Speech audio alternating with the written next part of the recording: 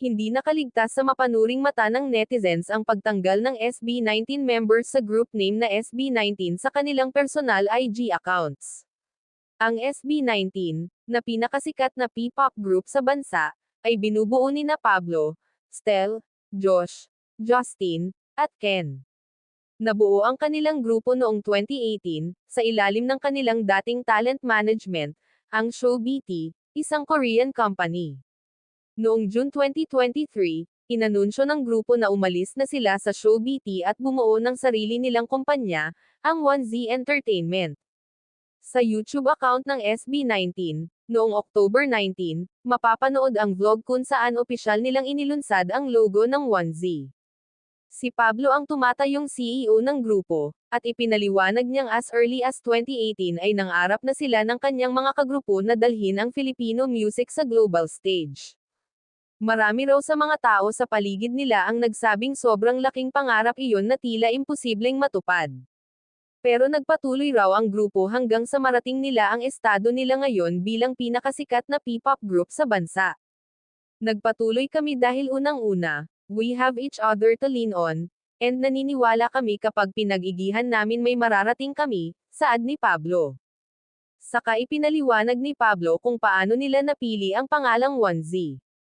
It's a play on the word zone. We took one and put it right in the beginning kaya nabuo yung 1Z. It also denotes one zone. Para sa amin, it's a sacred place, a sanctuary where we worked on ourselves.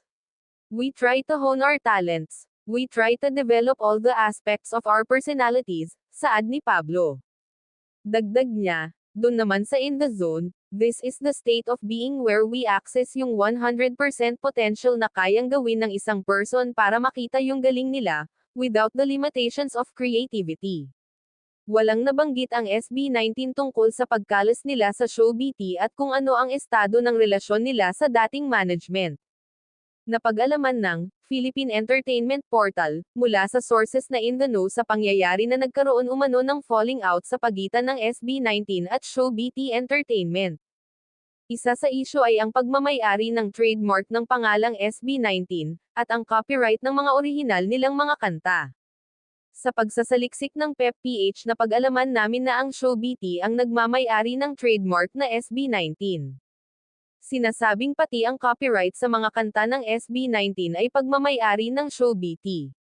Sa World Intellectual Property Organization, nakarehistro ang SB19 trademark classes 9 and 41 sa ShowBT mula noong January 3, 2021, at nakatakdang mag-expire sa January 3, 2031. Ang trademark class 9, ayon sa trademark.net.ph, ay tumutukoy sa goods na may kinalaman sa photographic, cinematographic, audiovisual, apparatus and instruments pati na rin apparatus and instruments na may kinalaman sa recording, transmitting, reproducing or processing sound, images or data. Ang trademark class 41 ay may kinalaman sa services para sa education providing of training, entertainment, sporting and cultural activities. Ibig sabihin, ShowBT ang may-ari ng mga nabanggit na goods and services kaugnay ng pangalang SB19.